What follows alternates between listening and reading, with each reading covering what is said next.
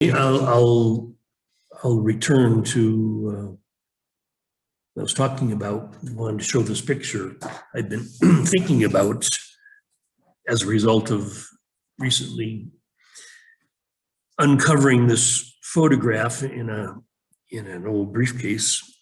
Just remembering a very special process for me, starting, I think I started in 1993 and went up through, I think, 2011.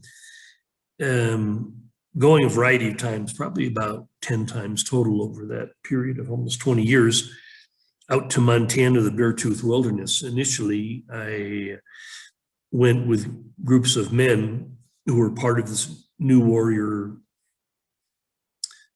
adventure training weekend mankind project. I decided after a few years of working with the warrior energy of the South, and that it was time for me to do some leadership work and help men continue moving through the West via a process that was based on Native American Vision Quest. And so we'd go out every August. I'd go out with a group of men. Some of the same guys were staffing, so they'd go out with me each year. And the fellow with me in the photograph, Larry, he was one of my buddies that went with me several times. And it was a 10-day trip, and part of it was just to get away from the humidity of August in Minnesota. So we'd head out. It's about a 9-10 hour drive out to Montana, the Beartooth Wilderness outside of Red Lodge, on the way up to Yellowstone Park. Anyway, a very beautiful spot that I picked out to do some wilderness camping, and having men have the opportunity to do a solo 2, 3, 4 days of fasting and prayer and whatever, calling for a vision. But the point I wanted to make was that for me, this excursion was, I created this paradise out in the Beartooth Wilderness of Montana, this place at 8,500 feet. Oddly enough, the exact same elevation I'm living at now in Ecuador. But anyway, this place was a temporary paradise where I would practice my leadership, practice the king energy, leading groups of men and creating a safe environment. There was a shaman that was with us that did sweat lodge and did other things. My job was just holding the king energy, creating the safe container, and being there to support and guide these men through this process. So the point of this is that each of us in our developmental journey will find certain conditions that are special, that we decide are special, and allow us to open to new energies, new ideas.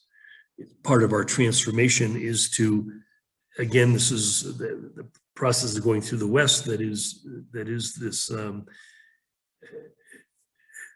time of transformation, which involves a lot of magical thinking. Okay, typically, it's like any form of special love.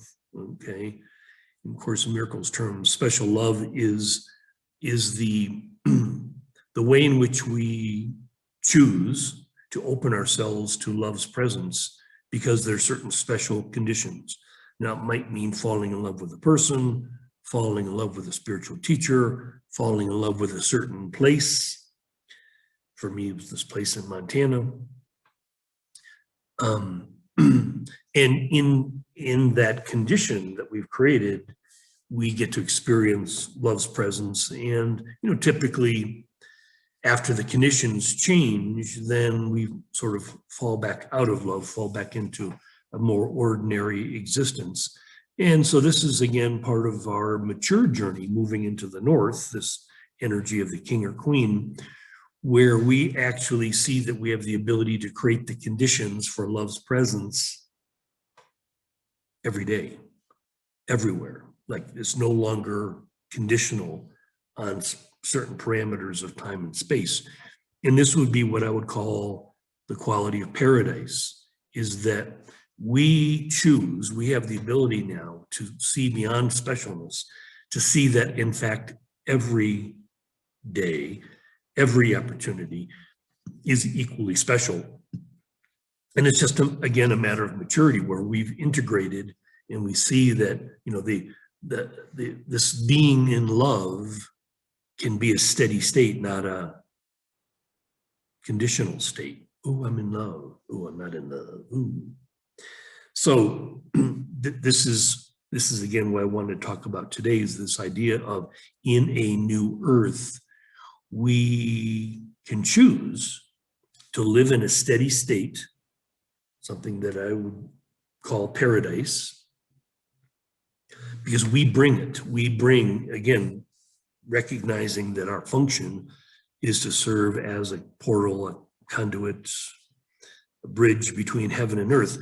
We have the ability to bring the essential qualities of heaven or paradise into the space-time world. So we have the ability to create with this power that is not of us, but comes through us. We become very familiar with this power that can transform any place, any time, into paradise, into heaven. Again, heaven on earth, a daily experience where we've moved past the conditions of specialness. Like, oh, this is a moment where I can open, whereas this is a moment I can't, or this is a place I can open where this is a place I cannot. That no longer exists. And what I would offer is that it may be that as we practice this presence, love's presence on a daily basis, that actually the conditions of our lives align in a certain way to create a paradise. Like for me, this place in Montana was, this place in the mountains with these amazing creeks and these conditions that nurtured me so much that I would eventually find that to be my home. Whereas 10 days, actually not 10 days, because we had 2 days of travel. So 8 days a year, I used to be in this place that for me resonated with this powerful energy that comes with the mountains and moving water. Okay, again, according to the Taoists, the highest levels of spiritual energy on the planet are places alongside a mountain stream where you have the highest masculine, highest feminine, energetic flow. So recreating that, where that would then one day become the daily normal, not a vacation, not a special 8 days each August. So very important that we, practicing, in my life, for instance, the conditional form of love called romantic love, falling in love. And I did it the drop of a hat. I mean, you might call it infatuation, whatever, but this process of falling in love, where you go through a cathexis, you open yourself to kind of this altered state of like, wow, this is amazing. This is amazing. Again, it was like, these are baby steps. Every time that happens, some people might find it in travel, going to some exotic place and, oh, I'm in the beach in Bali. I feel in love. I feel in love with nature. I feel in love with beauty. I feel in love. As we do it in certain conditions, we practice to the point where the condition becomes internal, that we can recreate. I mean, that's why I say maybe as an older person, you might sit and look at a photograph of a beautiful place where you were easily in love's presence, or a beautiful person where you were easily with that person in love's presence. Okay, remembering as we're in our mature king, queen place, we hold that energy. We carry the energy. We might think of it as a memory, but it's actually something very real, because remember, time and space are relative terms. We are transmuting the idea of conditional time and space into an eternal, right? Ushering in eternity, that we are creating an eternal presence inside ourselves, that we're aware of it, we feel it, we know it, we have a solid relationship with it, so it becomes a steady state. Now, it doesn't mean as we walk through the day, we're always in this la place of love's presence, but it's a regular thing. We have the ability on a daily basis to sit in love's presence, because we are bringing love's presence from eternity. You have to admit, it is a steady state in eternity. So we're bringing that aspect of eternity into the space-time world, into our day today. But in our true paradise, this daily practice is very real. It's not like, oh, I can do it today, I couldn't do it yesterday, or I can't do it tomorrow. In fact, I always jokingly remind you that there is no yesterday, there is no tomorrow, there's only today. So every day today is always the same opportunity. And this is, again, what we would define as paradise, where we have a steady state, always available, our choice, we're the masters, have the ability to bring it, okay? And so again, there may be conditions, in the sense we go on a spiritual retreat or meditation retreat or whatever, and in those conditions, it's easy. I've created my paradise here in Ecuador, where for me, every day is easy, because there's very little that would be interference patterns in this construction that I've manifested. Okay, you know, I choose not to get in the car and drive into the city very often. In fact, I am today doing just that, to do a couple errands. But in general, again, the key is to think, okay, this isn't conditional. Like, I have to be here in my beautiful eco resort in the countryside. I carry this steady state with me in the car into Cuenca doing errands. I can still be in that peaceful place. Again, it's practice. It's practice. It doesn't mean that we're perfect. We do it perfectly every moment, but we find that it gets easier. It's easier to recognize this calm radiance everywhere we go, and to feel, you know, again, we want to always be, at least be at this place of acceptance. Okay, I'm driving the car. Okay, I accept I'm driving the car. I have to pay attention, but I can still be peaceful inside. And I could look at information online and, you know, people talking about one thing or the other, and I can engage or not, a choice we always have. Sometimes we engage, sometimes we choose to get drawn into that egoic state, right? Remember, we always carry that tribal and egoic state within us, and we can choose to engage at those levels of consciousness anytime we choose. It's always a choice. So we can be in bliss, we can be in gratitude, we can be in acceptance, we can be in anger, we can be in fear. We can choose. It's our choice. It's very clear by this stage of our development that these conditions don't influence our state of mind. We choose. We choose our state of mind.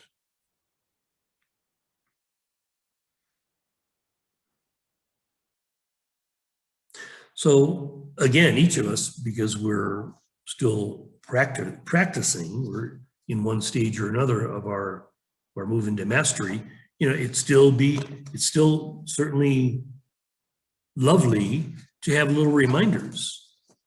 Boy, I remember 1995, Montana, being in this place with Larry, being in this heaven-like experience that I could create each year for a little while and then go back to Minnesota and my marriage and my business and whatever. Those things that would be less than heaven, conditions that would be more appropriate for egoic conflict and whatever, engaging in the world. It's our choice how we choose to engage in the world. It's very easy. It's very easy to drop down into an egoic level of conflict. And hopefully we create conditions where it's just as easy not to do that. To choose peace, at least this acceptance. But that's what I say. It's like in a place of acceptance is very neutral, which is good. Neutral is good. But I would say the positivity of gratitude.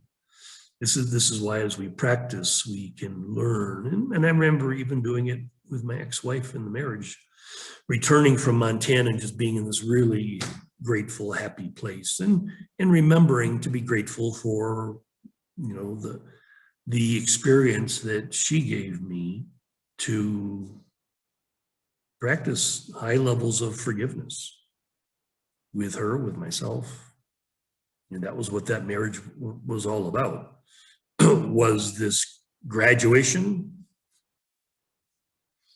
this like graduate school program, because remember, really that was the last time that I experienced special love and special hatred to a really strong degree. And that's the nature of the relationship. That's what it's for.